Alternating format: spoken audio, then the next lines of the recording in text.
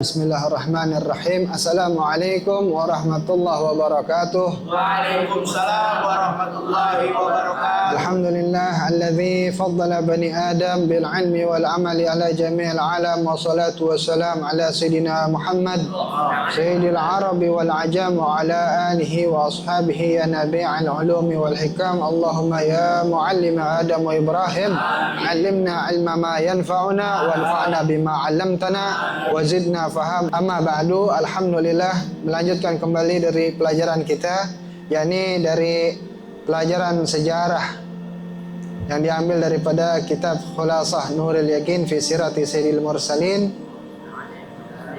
yang ditulis oleh Syekh Umar. Naam, masih pada rangkaian daripada perang Uhud, yakni lanjutannya sabatur Rasul sallallahu alaihi wasallam fi ghazwati Uhud. Keteguhan Nabi besar Muhammad sallallahu alaihi wasallam di dalam kejadian atau peristiwa daripada perang Uhud. Di situ ada judul-judulnya, satu sub-judulnya, syaja'atuhu wa sabruhu, yakni sifat gentlenya Nabi Muhammad dan juga kesabaran baginda. Kemudian ada syajju wajhi, yaitu terlukanya wajah beliau yang mulia. Kemudian kasru rabaiyatih wa saniyatih, yaitu patah atau apa kalau kata kita ya, pecah atau patah ya, patah. Bukan patah copot gitu, tapi patah dua gigi seri Nabi dan juga dua gigi depan baginda Nabi. Kemudian jarhu wajnateh, terlukanya dua pipi beliau sallallahu alaihi wasallam. Nah, ini diantara peristiwa-peristiwa masih dalam bagian perang Uhud, yang mana perang Uhud sebelumnya sudah kita bahas minggu lalu, perang yang satu-satunya perang hampir mendapati kemenangan ya.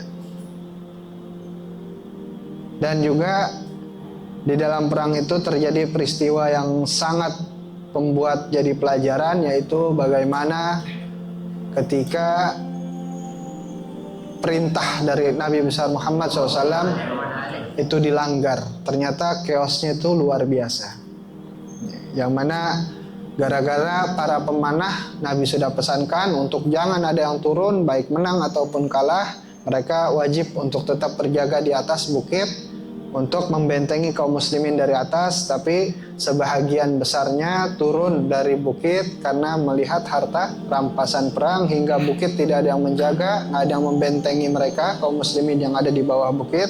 Hingga ternyata pasukan dari kaum Quraisy atau kaum kafir Quraisy yang saat itu batalionnya dipimpin ya, karena banyak batalionnya, di sebagian batalionnya itu dipimpin oleh Khalid bin Walid, yang saat itu beliau belum masuk Islam. Sayyidina Khalid bin Walid nanti jadi panglima perang, yang bahkan Sayyidina Khalid bin Walid beliau radhiyallahu an itu kalau mimpin perang selalu menang, selalu menang ya. Bisa jadi di sini ada tanda-tanda bahwa kekalahan Uhud adalah karena di situ di kaum musyrikin ada Sayyidina Khalid bin Walid, yang mana Sayyidina Khalid bin Walid kalau udah mimpin perang selalu menang. Ente tahu harapannya Sayyidina Khalid bin Walid itu mati di dalam peperangan. Mati dalam perang, kan kita pengennya perang hidup. Kalau bisa perang di dalam perang itu mati, saking udah nggak ada rasa takutnya sama sekali. Selonnya udah luar biasa. Tapi sayangnya ya Allah Ta'ala berkehendak lain, beliau mati di atas kasur. Nah, artinya beliau mati karena sakit, bukan karena berperang. Akhirnya pimpinan Khalid bin Walid bersama pasukan memutar daripada gunung atau bukit, kemudian menjepit kaum muslimin dari arah belakang dan dari depan. Mereka yang sudah kabur dari pasukan kaum musyrik Quraisy itu kembali ya, putar arah, mereka kembali menyerang kaum muslimin karena melihat di belakang kaum muslimin itu ada pasukan mereka juga, ya ini dari pasukan Khalid bin Walid. Hingga akhirnya terjadi chaos yang amat sangat dahsyat. Namun Allah Ta'ala sudah mempernyatakan bahwa Allah sudah memaafkan mereka yang yang melanggar daripada perintah Hadratur Rasul sallallahu alaihi wasallam. Karena ini memang atas kudrat dan iradat Allah yang memang mesti terjadi, sehingga ini menjadi pelajaran yang sangat besar. Di situ Allah Ta'ala sudah pernyatakan bahwa Allah memaafkan mereka, dan Allah menyatakan juga itu adalah karena kesalahan mereka mengikuti syaitan. Apa? Innal ladzina tawallaw minkum yaumal taqal jam'an innamastazallahum syaitan bi ba'dhi ma kasabu. Walaqad afallahu anhum innallaha ghafurun halim.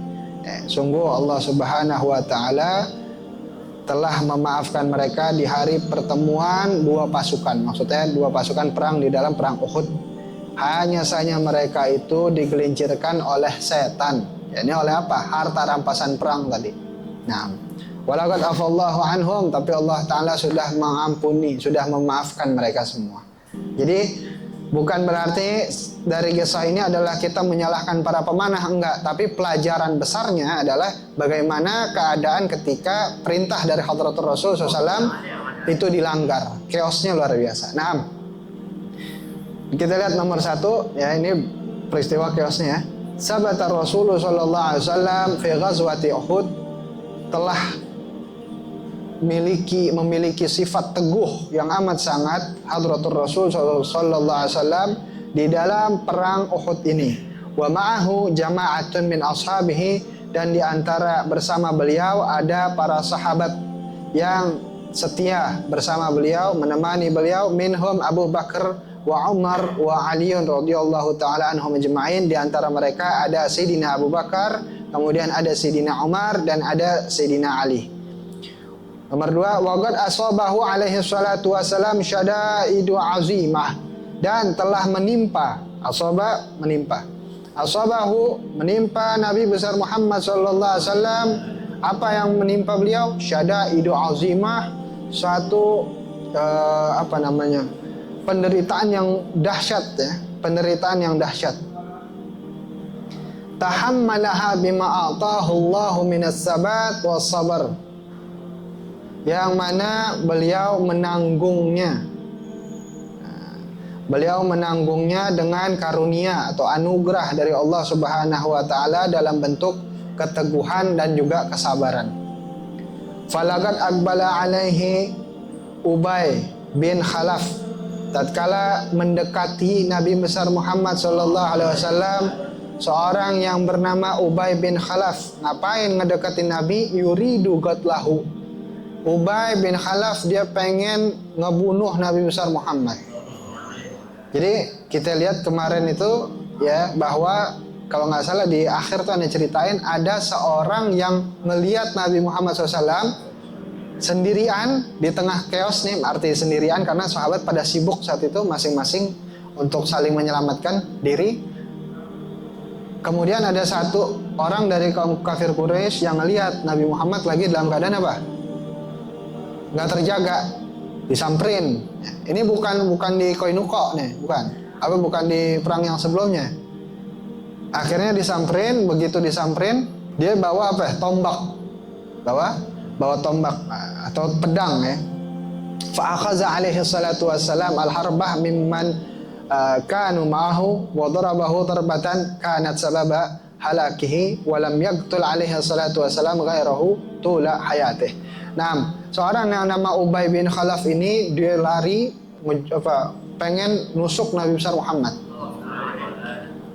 Begitu hampir mendekati beliau, Nabi langsung refleks ngelihat refleks, kemudian Nabi nangkis si Ubay bin Khalaf. Dari nangkisnya kemudian hampir tangkisan Nabi itu menusuk si Ubay, tapi nggak sampai tertusuk, hanya menangkis kemudian poles.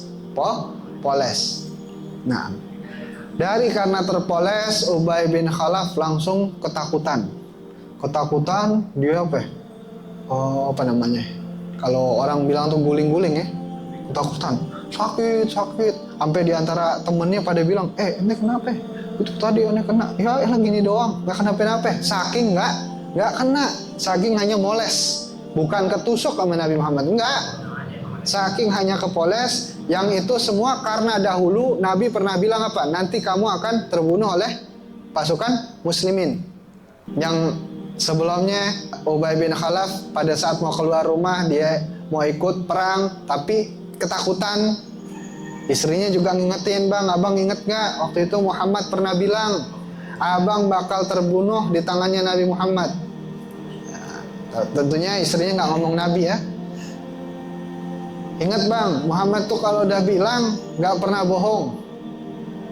Jangan-jangan abang nanti ikut perang Uhud ini abang beneran nih kejadian. Ya, kejadian abang bakal mati dalam perang Uhud ini. Mending abang gak usah ngikut, termati.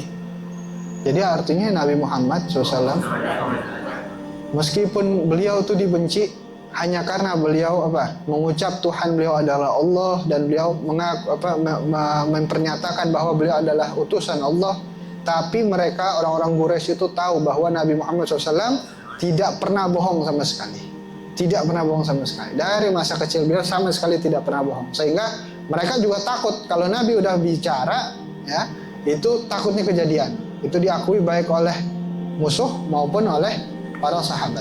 Nah, lanjutannya akhirnya dipanas-panasin Ubay bin Khalaf untuk ikut perang oleh teman-temannya. Singkatnya, terjadilah apa yang seharusnya terjadi, yaitu Ubay bin Khalaf kena poles doang oleh Nabi Muhammad, tapi dari itu membuat stres Ubay bin Khalaf, hingga dari stresnya itu dia mati secara tidak langsung di tangan Nabi besar Muhammad. Tapi perlu ditekankan, tidak langsung dibunuh oleh Nabi Muhammad. Hanya karena takutnya dia, itu yang membuat dia terbunuh. Nah, paham nih? Karena di sini ditekankan ya bahwa Nabi Muhammad SAW tidak pernah membunuh seorang pun. Di sini kalau di sini ditulis walam yaqtul alaihi salatu wassalam ghairahu tula hayatih. Beliau SAW tidak pernah lagi menyebabkan kematian, ya, menyebabkan kematian di dalam peperangan selain daripada Ubay bin Khalaf ini seumur hidup beliau. Nggak pernah. Ini hanya satu-satunya, dan ini pun nggak bisa disebut Nabi yang ngebunuh. Tapi karena ketakutan, jadi pikirannya tuh membuat dia takut hingga mati karena pikirannya sendiri. Jadi tangan beliau SAW adalah rahmatan lil alamin. Beliau menolong manusia. Adapun perang, ya itu karena bentuk perlawanan, dan itu izin Allah Subhanahu wa taala, yang mana Nabi juga melarang apabila seorang yang sudah menyerah itu untuk terus dibunuh. Tidak boleh sama sekali orang yang sudah menyerah itu dihabisi. Biarkan mereka hidup, biarkan mereka selamat, beri kesempatan mereka untuk taubat, begitu. Nomor 4, wa waqa alaihi salatu wassalam fi hufrah. Nah, di antara chaos yang terjadi daripada perang Uhud ini adalah terpelesetnya Nabi besar Muhammad sallallahu alaihi wasallam di dalam satu lubang, satu parit ya. Nomor 1 di situ catatannya hafaraha Abu Amir Ar-Rahib wa ghattaha liyaqta'al muslimuna fiha. Yang mana lubang ini digali oleh seorang yang nama Abu Amir Ar-Rahib. Untuk apa lubangnya digali? Memang sengaja supaya menjebak kaum muslimin jatuh terprosok masuk ke dalam lubang. Namun ya ini adalah bentuk anugerah dari Allah Subhanahu wa taala, yang mana Allah memberi keteguhan dan kesabaran bagi hati Nabi SAW. Dari lubang itu yang jatuh Nabi besar Muhammad, ya, terpleset hingga beliau terjatuh. Nah, Fajurah di situ sebenarnya ada ceritanya lagi ya, tapi kita langsung aja karena di sini ringkasan saja. Ya.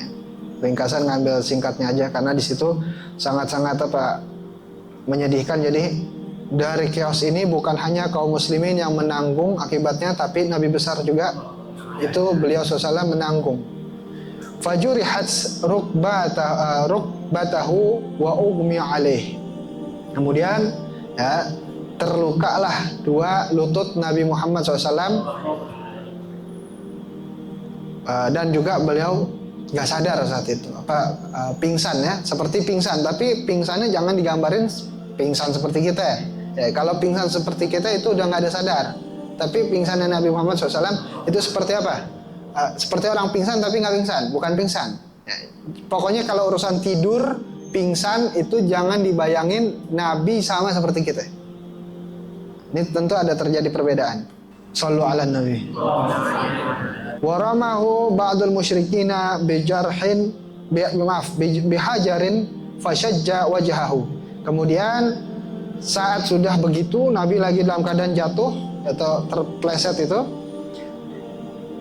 Nabi SAW disambitin atau dipanah oleh siapa? Oleh orang-orang musyrik dengan batu. Bukan dipanah ya, dilempar. Fashajja wajahahu, kemudian terlukalah wajah Nabi SAW yang mulia. Yang saat itu melempari beliau adalah dua orang. Di sini namanya Utbah harusnya ya. Utbah bin Abi Waqqas dan Ibnu Qami'ah. Utbah bin Abi Waqqas, saudaranya siapa? Sayyidina Sa'ad. Nah, kemudian wa kusirat rubaiyatuhu wasaniyatahu. Bukan hanya melukai wajah Nabi dari lemparan batu itu, tapi juga membuat pecah gigi Nabi Muhammad SAW, baik gigi seri beliau maupun gigi depan beliau. Dua gigi seri dan dua gigi depan. Dua gigi depan dan juga gigi seri itu. Seri itu antara apa ya? Taring dan gigi depan. Sini ya. Itu sampai memecahkan dua gigi Nabi.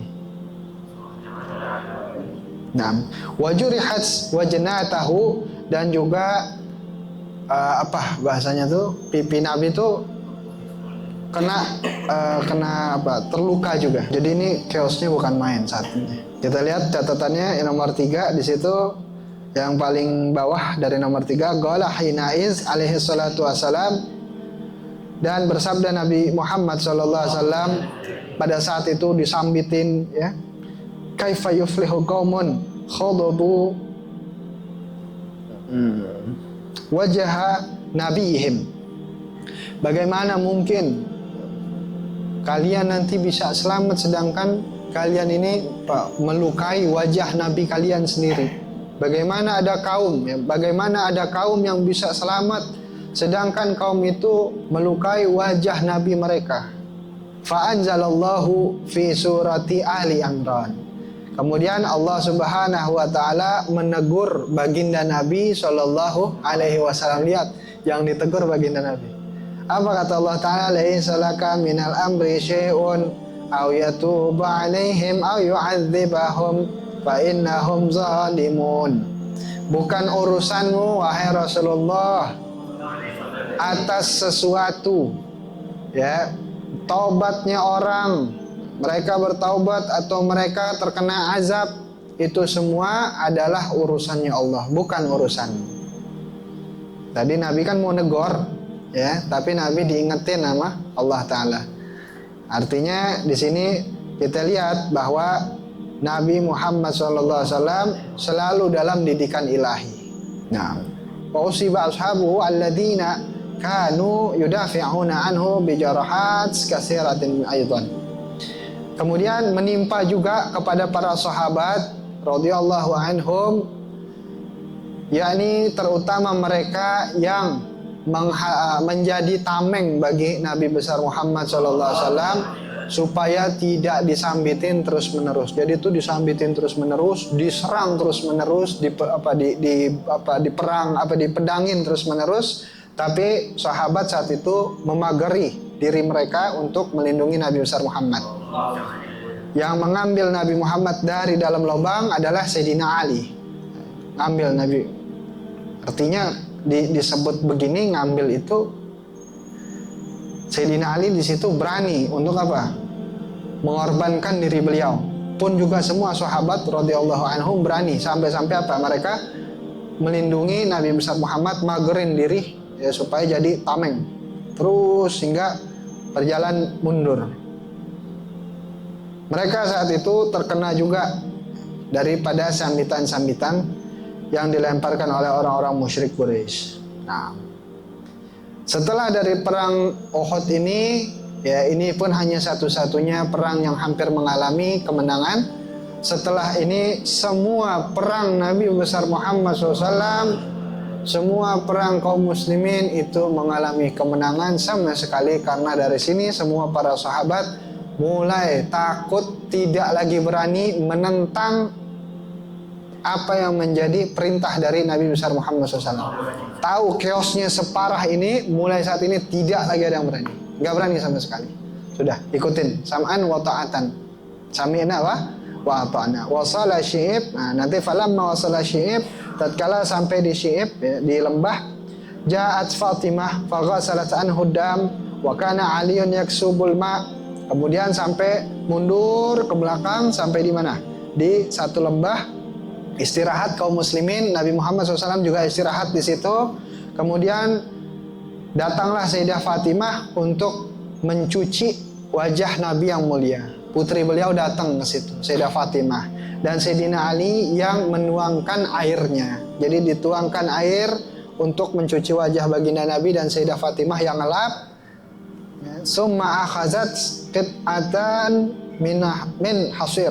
Kemudian diambil potongan-potongan daripada tikar. Hasir itu tikar. So, untuk apa? Untuk bikin perban. Untuk bikin perban. Fa'ahragatha wa wada'atha ala al-jurhi fastamsakat dam. Yang potongan-potongan tikar itu dipotong, kemudian ditempelkan kepada diri Nabi SAW dan juga para sahabat yang lainnya untuk menjadi perban, ya, kemudian darah itu berhenti. Jadi memang diusahakan, ya, supaya darah itu tidak jatuh ke bumi.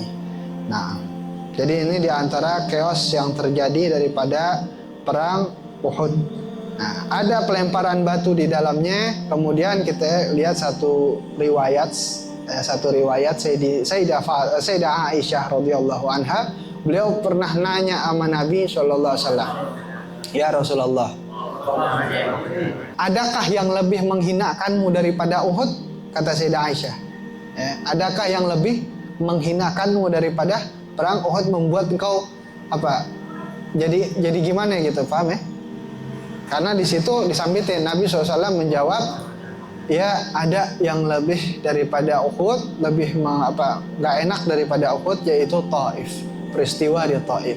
Kenapa? Karena di Uhud itu perang, sedangkan Taif itu bukan perang. Nabi datang dalam keadaan damai. Jadi meskipun chaos, bagi diri baginda Nabi SAW ini tidak seberapa. Makanya di sini judulnya adalah sabat, ya, sabat yaitu keteguhan dari diri Nabi SAW. Adapun di peristiwa Taif itu bukan dalam keadaan perang. Di situ Nabi datang baik-baik, tapi disambitin. Kalau ini memang sudah lumrah, walaupun kita melihatnya merasa sedih ya dari sini. Ini peristiwa daripada perang Uhud dan rangkaian di perang Uhud. Mudah-mudahan sedikitnya bawa manfaat. Wa bisiril Fatihah. A'udzubillahi minasyaitonir rajim. Bismillahirrahmanirrahim. Alhamdulillahirabbil alamin.